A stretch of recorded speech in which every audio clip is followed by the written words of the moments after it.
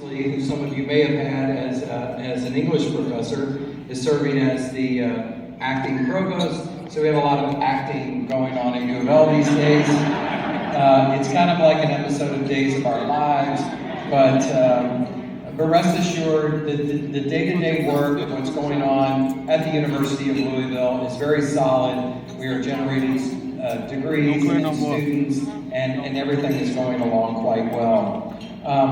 But more on that later. I basically want to give you an idea that tonight my role is to give you a little bit of an update about what's going on at Speed School. I know quite a few of you were there today, and I hope you enjoyed visiting Speed School. I met with a number of you. And then also my second job is to tell you a bunch of bad jokes. So just laugh along and I will really appreciate it. But before going any further, I too, like Mike, really want to thank the Dean's Office staff.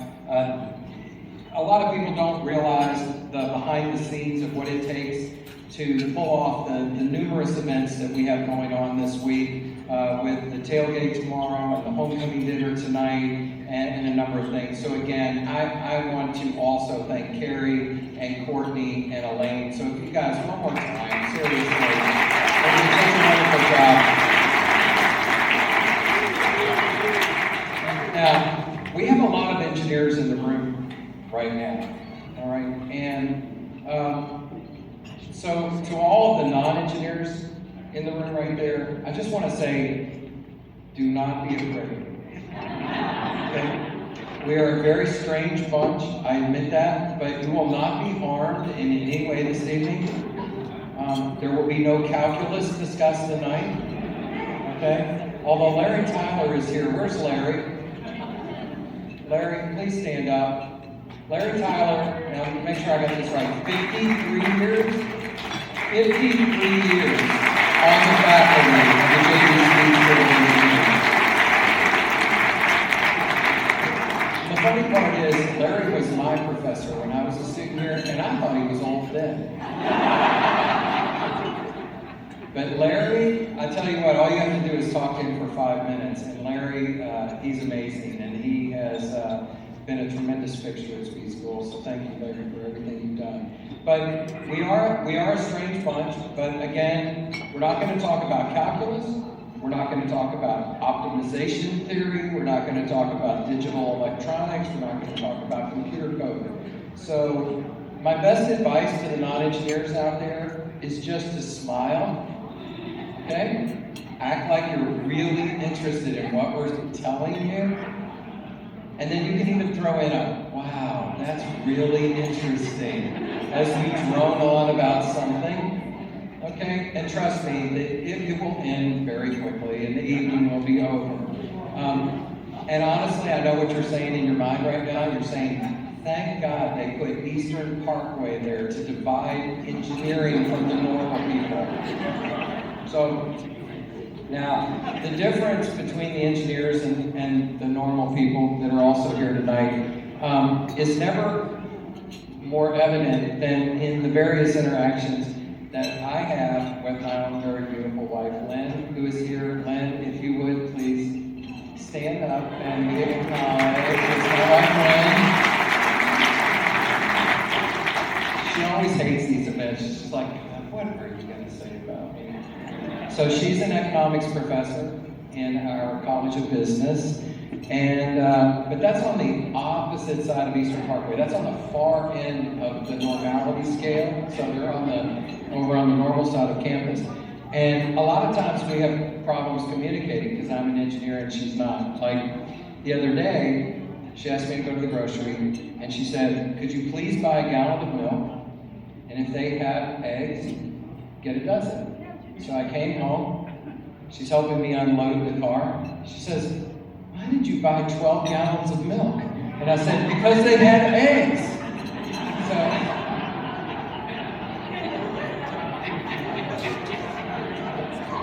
all the computer engineers completely understand the logic of that joke right there, okay? Even simple math works in her favor. Like for example, if I have $20, and she has $30, well then she has $50. So that's how that works. So, anyway, I do want to get on with the true purpose of the evening, which is to recognize our outstanding alums. So at this time, I would like to acknowledge my fellow engineering Speed School alumni in attendance this evening. So I would like to ask for all Speed School alumni to please rise. A round of applause for all Speed School alumni.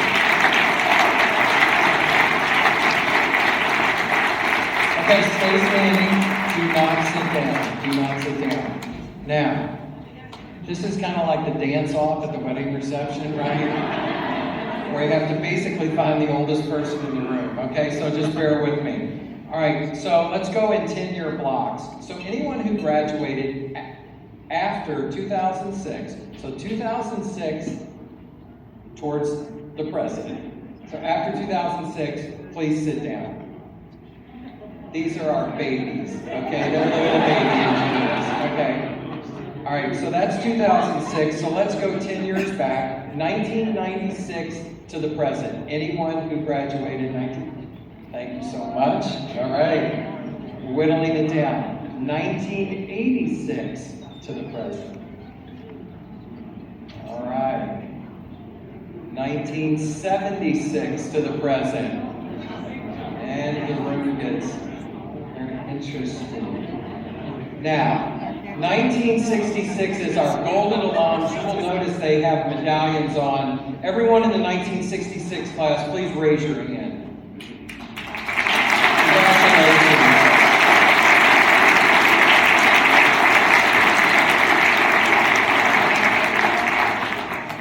Okay, now, anyone who all right, so 1966 to the present, sit down.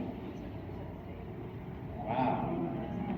1960 to the present.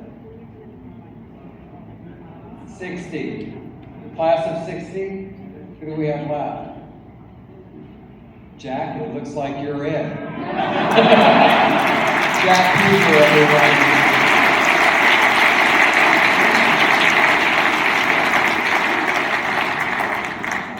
Now you can remain standing if you'd like, but at some point we're going to have to move on. So, I was going to say that. I actually have that here. Please continue standing if you can. But you obviously can't. Now, I really appreciate honoring the 1966 alums. 1966, what a great year. I haven't been 8 years old in 1966, but I do remember it well. Okay, so I thought I would pull up some images from 1966, and let's start with the main computing device in 1966. All right, so all you have to do is watch the movie Apollo 13, right? Jim Lovell is on the thing, and they're trying to make it back, and he's like, come on, NASA, you've got to give me the trajectory, or we're going to skip off the atmosphere and end up in outer space. And then they show the room full of engineers, and they're all on the slide rules, and everybody in the theater is like, oh God, they're not all right, so this is their main computing device. Okay, let's go with their main means of communication. Carrie? Carrie, that is not funny. That is not the slide that I sent you. There you go. There's a 1966 telephone. Yeah, so let's go with, how about a picture of the actual students and the faculty in 1966? That's right there in front of the JV Speed building. Little hippie time there. So at any rate, now I do want to tell you a little bit about what's actually going on in Speed School these days, but honestly I could go on for about 2 hours because we have so much going on. But I do want to give you some key statistics to take away. First of all, our undergraduate enrollment has grown 45% in the last 5 years alone.